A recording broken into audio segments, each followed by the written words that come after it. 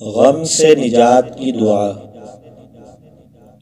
اللہم انی اعوذ بک من الہم والحزن واعوذ بک من العجز والکسل واعوذ بک من الجبن والبخل واعوذ بک من غلبۃ الدین وقہر الرجال۔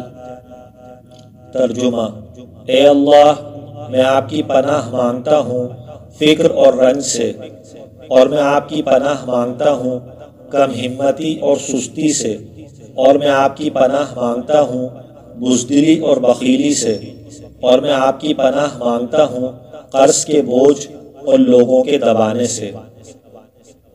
فضیلت: جو شخص شام کے وقت یہ دعا پڑھ لے تو اس کا غم دور ہو جائے گا اور اس کا قرض ادا ہو جائے گا انشاءاللہ تعالی۔